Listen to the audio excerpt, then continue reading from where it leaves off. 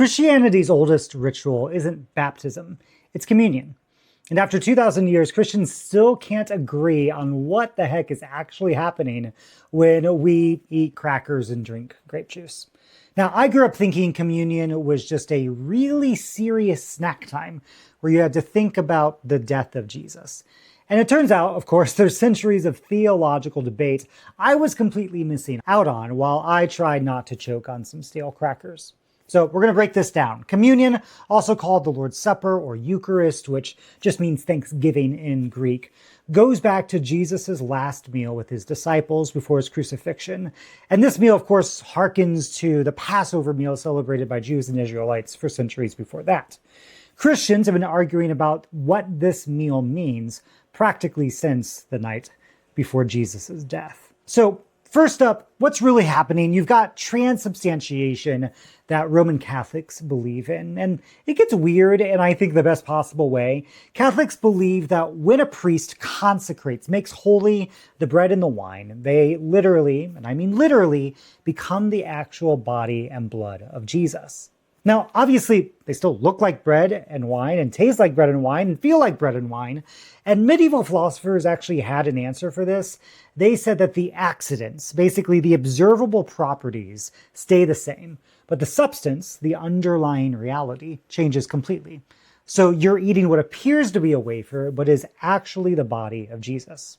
Now, when Lutherans came along, they looked at that and said, that's a lot. So they came up with consubstantiation. Con, think of the Spanish word con, means with. So instead of the bread and wine becoming body and blood, the body and blood are present with the bread and wine.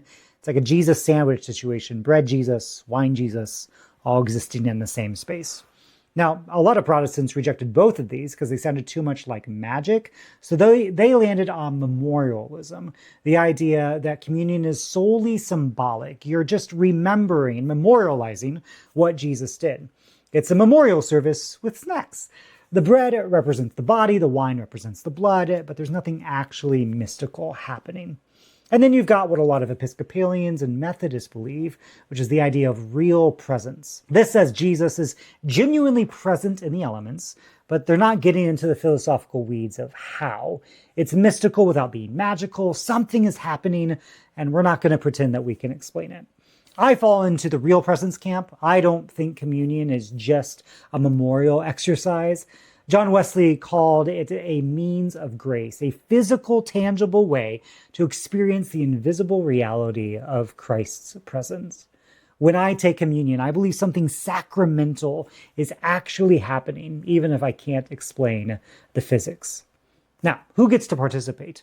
This is where it can get pretty messy. Traditionally, churches have a tradition of fencing the table, literally deciding who's in and who's out.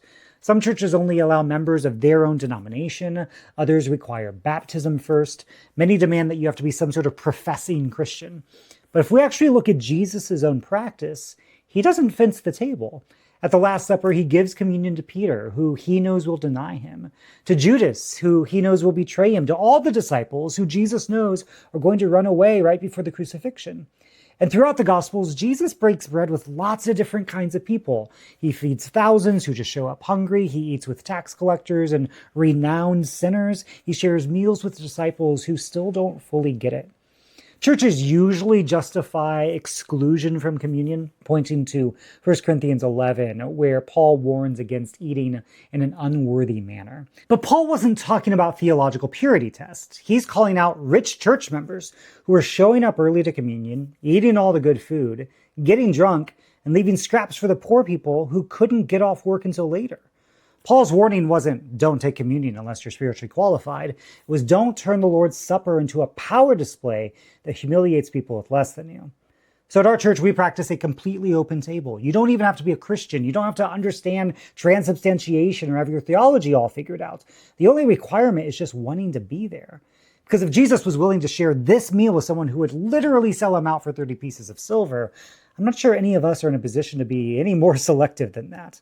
Whether you think you're eating the actual body of Jesus or just remembering his sacrifice, communion is supposed to be about recognizing God's gifts and our connection to each other.